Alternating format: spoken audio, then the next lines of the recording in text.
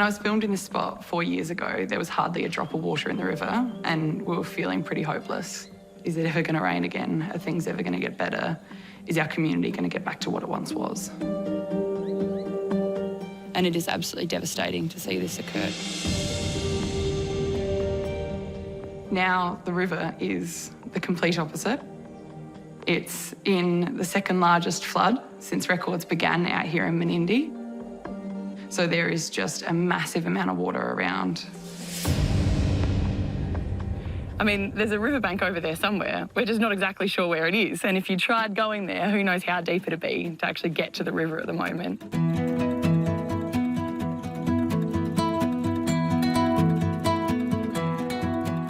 It is a floodplain, and floodplains are a critical part of the ecology of this region. You're watching nature come to life. You're watching hundreds of thousands of trees being able to breathe for the first time in, a decade. The first time they're not suffering, withering and dying.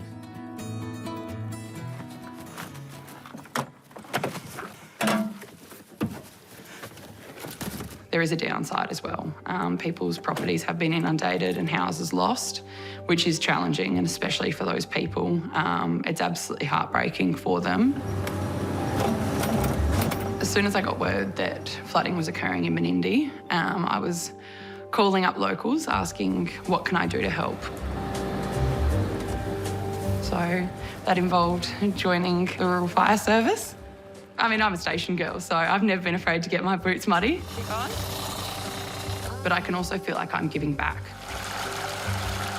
So we need to get the water that's laying out here on the flats back into the river and sort of away from these houses. What we didn't expect as a community was that just after these floods had occurred, that there would be mass fish kills once again, the worst ever seen in the region. Tonight, a fish kill on an unprecedented scale. Millions of fish found dead in the Darling River. The river is usually the lifeblood of outback New South Wales. Now, it's home to Menindee's largest ever fish kill. To see these fish dying in even worse numbers than last time, it really affected me. If that were 20 or 30 million koalas or something that was fluffy, there would be uproar from every Australian. But because they're fish, we sort of pass it off like that's okay.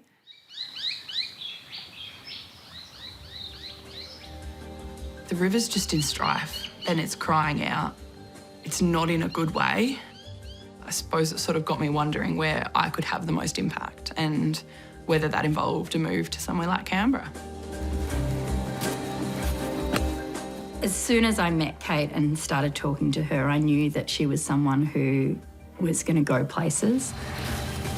And Kate would make an exceptional candidate or politician for whoever was lucky enough to get her. Having been on both sides of Kate, I've got great confidence that the one thing that she will do is contribute to regional Australia.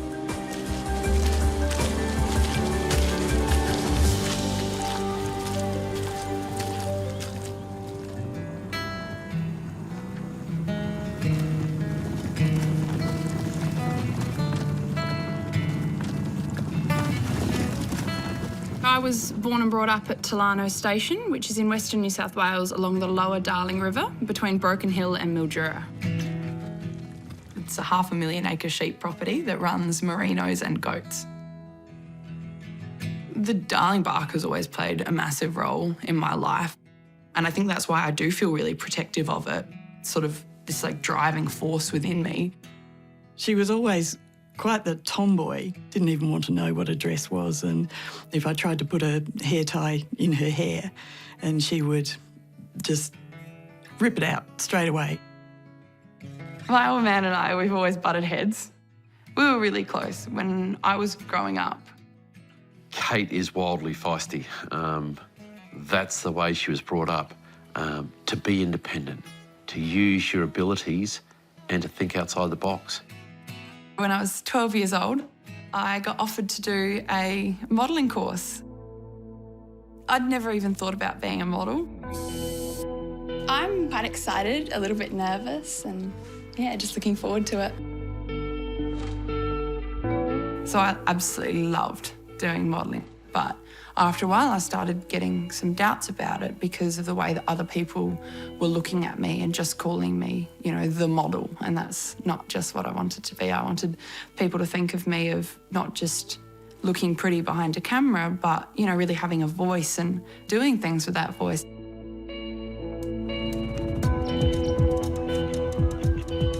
People out here call the Darling River the lifeblood of the outback, and it really is, because everything relies on that water.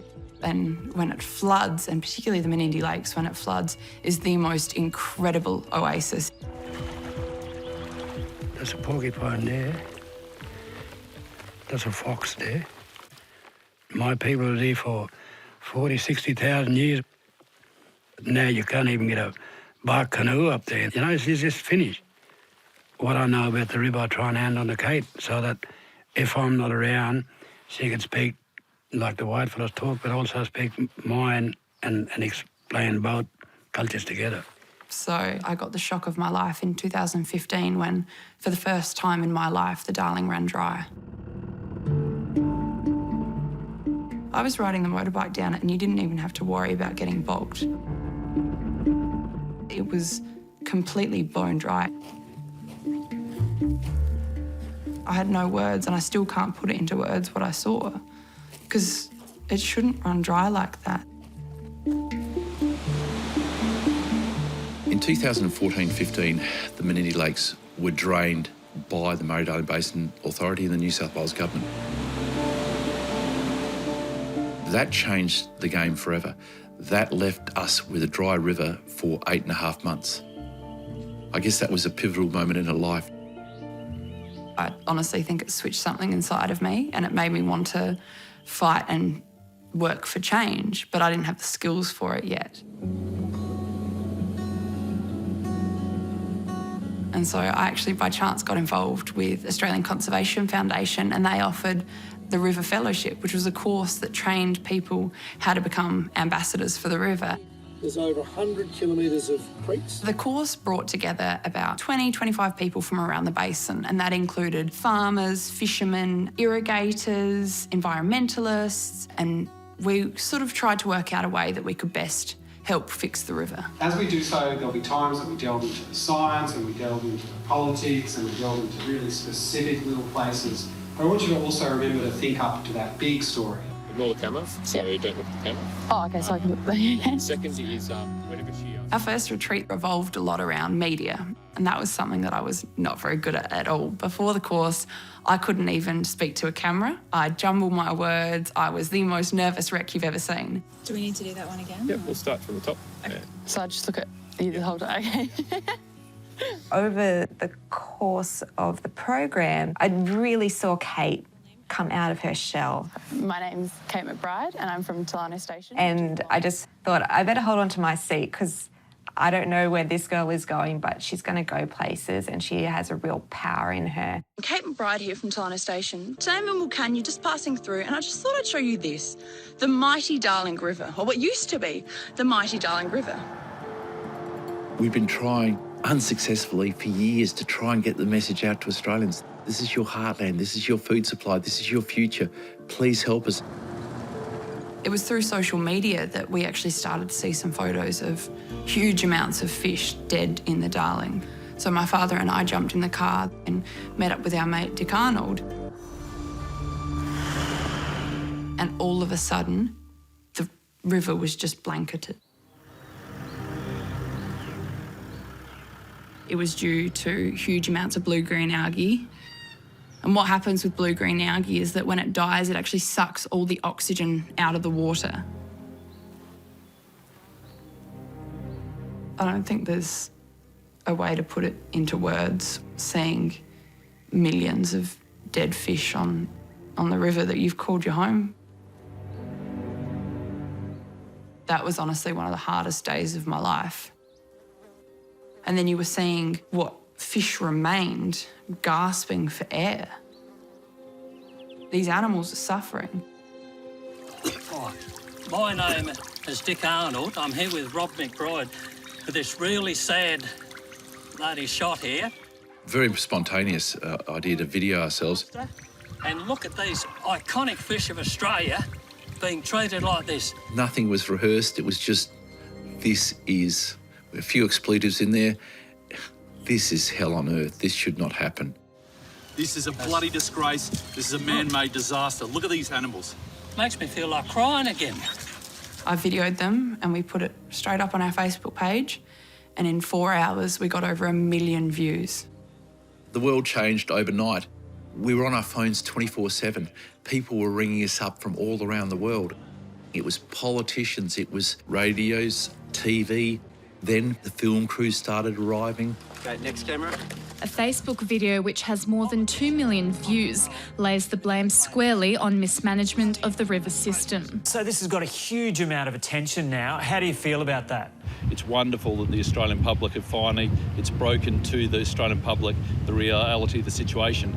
To start with, a lot of the media spoke to my father because, of course, he was in the video. It's only going to get worse. And then I started doing the odd bit of media here and there. Well, Kate McBride is a fifth-generation farmer. And they started to pick up me, I think, as a young female. Now, Kate, $5 million, do you reckon that's going to be enough to solve this problem? Unfortunately, that's just too little too late. So I, in effect, almost became the face of the cause, and I didn't even mean to. To me, it felt wonderful to see my role superseded by the next generation. It was opening up doors everywhere because she had a voice and a very, good presence that people wanted to talk to her and sort of get her on her views on things. I think he's going to point the finger a lot. It was via that I began to notice her. Kate was a standout advocate. She just had a way of making a splash. We've seen report after report point the finger at mismanagement and over-extraction. Water's quite a tricky topic. You're always pissing someone off when you start talking water. And so how can you say to those people, and myself included, that live along there, we're not going to put any more water back in the river from buybacks, you guys just have to sit at the end of the river and die. So that's what you're telling us right now. There was a supply issue, a significant supply issue. And that year I also finished my bachelor's degree in commerce.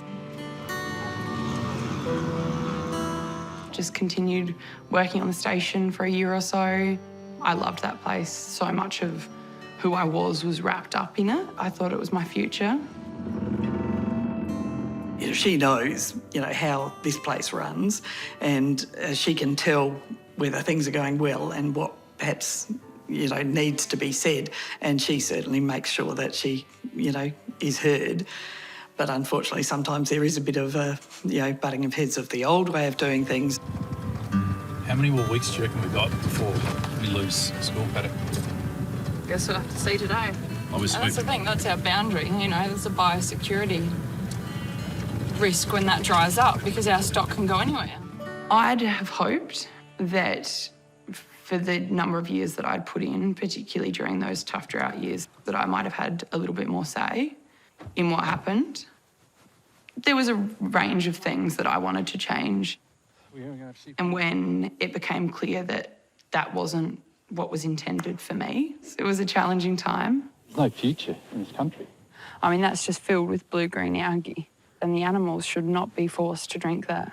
She just didn't feel valued and appreciated, and she was frustrated, and she was feeling a bit like, what am I doing here? Because nobody's listening to me. As with any farming family, my father and I have different views on specific things, carbon credits being one of them, and specifically how they're being rolled out in the region and on Tolano. In theory, carbon credits are paying farmers or landholders to change their management practices. So farmers would be paid not to cut down trees on their land. Where it becomes difficult is that if you were never going to cut down those trees, it's not putting us in a better position and it's not actually protecting our climate.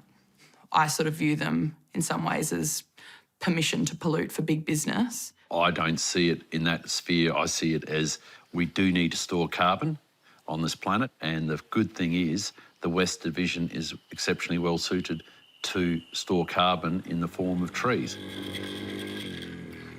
So today I'm rounding up some goats to exclude them from areas in which we want native species to be re-established.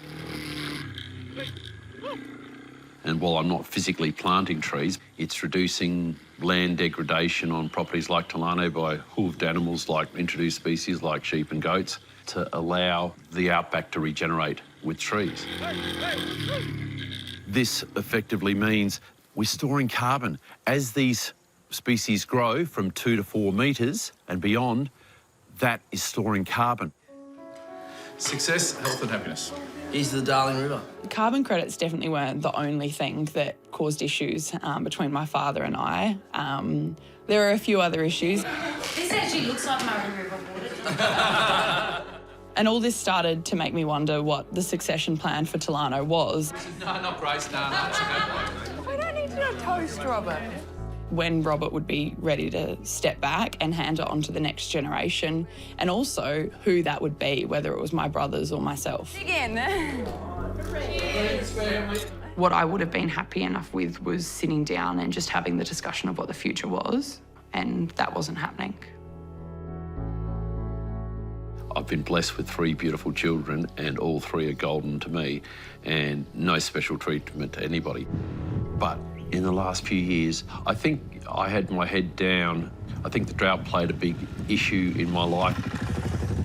I didn't want to hear from the next generation quite yet. I really was just in survival instinct. Robert's definitely not ready to step away, and I don't think that there's a plan in place at the moment.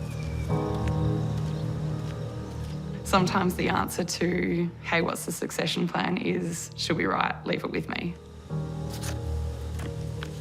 When I sort of heard essentially that, I wasn't going to be given decision-making powers or anything like that anytime soon, it definitely made me think that I needed to look elsewhere and make sure that no matter what happens in the future, that I'm also looking after myself as well.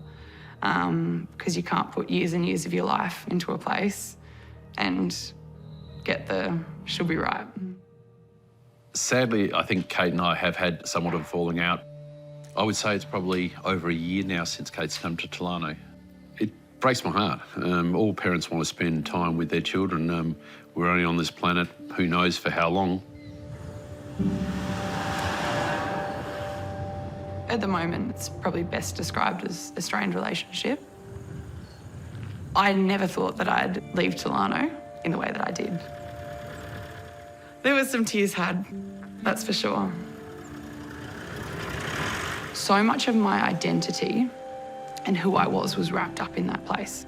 So when I left, I was sort of like, who is Kate? And if she's not Kate from Tolano, then who is this person?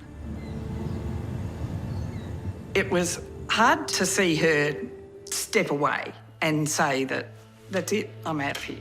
You know, I've got things to do. There was a turning point where it sort of felt like it was time to find a new future. I'm 25 now, and so it was time to look elsewhere, and so I did. My name's Kate McBride. I'm a 5th generation farmer from out in Western New South Wales, and I'm now spending a fair bit of time in South Australia working with the Australia Institute. The Australia Institute had just begun a fellowship program to try and get young people or graduates engaged in policy and politics for good. I'd seen Kate and I suddenly thought, what a great fit would Kate be for that program if she was at all interested. So I've got 1,000,001 ideas, but 2 that I'm really excited about are discussions around drought policy and climate change. Somebody who's already making waves clearly knows how to advocate, but probably doesn't know the dark arts of politics. The Australia Institute is a public policy think tank. They were looking for someone to fill a new role called the Parliamentary Liaison Officer. And so my job now is living in Canberra, working with parliamentarians on a range of different topics.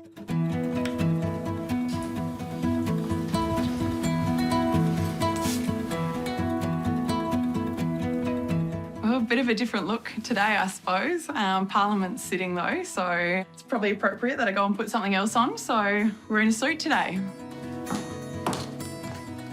It's an absolute dream job for me. And I'm learning so much about so many different topics. I loved Tilano, but for me, moving away from the ag industry a bit, I suppose, I feel like I can make a lot bigger change. I've just got to go, I'm just walking up to an interview. One of the great things about working at the Australia Institute is they really let me work on issues that I care about. How's this volume coming through? And so the report that I'm going to launch today is actually looking at life expectancy out in the far west. And this is the first release in what's actually going to be a series that reflects a wider national trend that the health system is failing those living in regional and remote Australia. I had never seen a person take to Parliament House like Kate. So you've got news radio at 11:15 on the phone. So we do need significant investment. Nailed it. All right? Country cousins. No worries at all. How long do you want the interview to go for? Then 12:30 ABC again in the studio. Yeah, so this report had started and we started looking at life expectancy between people in the far west of New South Wales and Sydney, and what we found was quite alarming. Perfect. Does that work? Yep. All right. She was off meeting somebody from one side of politics and racing to another meeting, making friends, introducing herself, being totally at ease. Hey, here for the summit? Just down and to the right. She's got a big brain, the ability to be able to explain policy. So you comfortable with everything for today? I bloody love Parliament House. Big decisions are made here, a lot goes on, but I just can't get enough of this place. Hey, David. How are you? Good to see you. The best part about my job is that I get to work with people from right across the political spectrum. I'm dealing with a fair few floods at the moment. I've had a bit of an interesting relationship with David Littleproud, who now, of course, is the leader of the National Party that started back in 2019 on the Q&A set. The water managers had to make a decision whether they use that water because it is the least efficient because of this thing called evaporation, and it evaporates quickly. So they had to make a decision what they use. It's a natural lake system. Evaporation. So what they had while I got the stink eye on the program itself and probably deserved it. That night was emotional. We were in an emotional time in water policy. She came with the passion of her belief, and the fact that we were able to walk away from that with an understanding that while we don't and didn't align, there was common ground. Knock, knock. Hey. Hey. We're ready to have a chat about Senate. Yeah, come in, come in. Well, my way that I go about my work is that I don't have to agree with you on everything to work with you on anything. If we can work together on one of them, then let's do it. Well, I thought maybe you could talk me through this New South Wales floodplain harvesting stuff. If she's talking about an issue, you can't help but get energised and passionate about it too. We're trying to get water back into the river, and up the top, they're handing these more licences out. And the only way it can really be recovered is through buybacks. I'm not going to pretend that I wouldn't love to have Kate in the Greens. Of course I would. Because I think it's also important. But Kate is fiercely self-minded, and she will choose the right path for herself. How was your session as well in there? Yeah? There has been talk from various different groups that I'm involved in this idea of starting a Teals movement out in potentially National Party seats. Maybe the country is ready for change as well. If you need anything from us ever. Fantastic. I know it's so good. Yeah, the support that we get from you guys. I think she would be a very appealing recruit for any party. I think she can do anything she wants. And I've been urging her to get involved in politics. I'm not sure if she's there yet, but she's certainly learning a lot about it. I'm still not sure what my future looks like, and it could mean running for Parliament one day, but at the moment, it's not what I'm planning.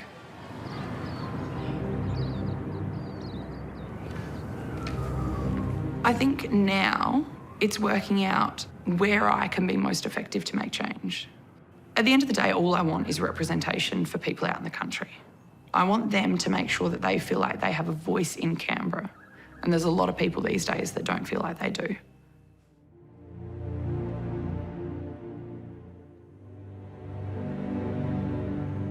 Locals are pointing the finger straight back at the state and federal governments. accusing them of failing to manage the region's water quality. It definitely made me angry seeing the fish kills occur again, because it just felt like our government bodies and water authorities have not listened, and that we're not managing the water we've got appropriately. Being in Canberra here and not on the ground has been pretty tough.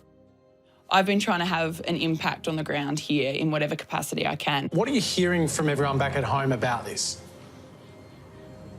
Oh, this is bringing back a lot of memories from 2018-19. It's absolutely heartbreaking for the community to have to experience this once again. And I think Kate's getting the experiences in Canberra that very few young people could ever have. I don't think any dad could have much any other reason to be the proudest dad in the world. Kate's frustrated. I can understand that. I do think succession's critically important. I thought what I was doing was right, and in hindsight, I was wrong. And it's time for me to start to hand over the reins of control to Talano to them, and I'm more than happy to do that. I sincerely hope Kate's heart remains here. It's her home. So I have no doubt she'll be back, and I hope it's sooner rather than later. Hopefully the feud that they have had purely can be resolved and will be. It just needs a little bit of time and, a bit of, nursing on both sides, a little bit of understanding and discussion. I think it will, subside.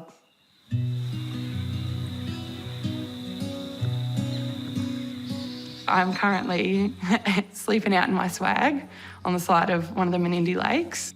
It's my little bit of quiet time in a crazy life.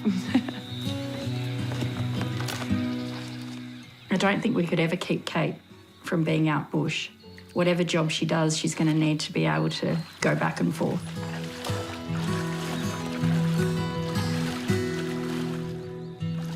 She always talks about how much she misses just being out in nature.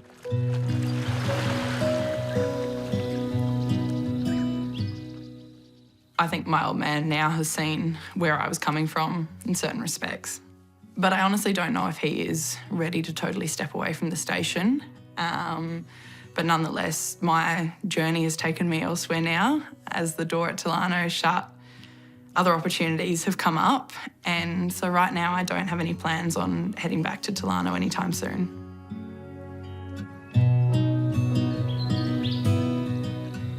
I was holding on to a lot of anger for a while there, but I've worked through that.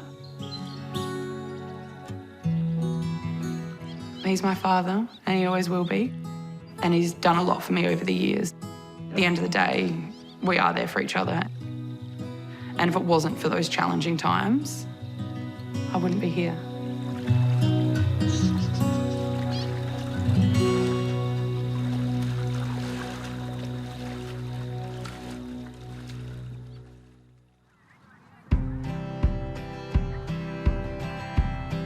It's coming.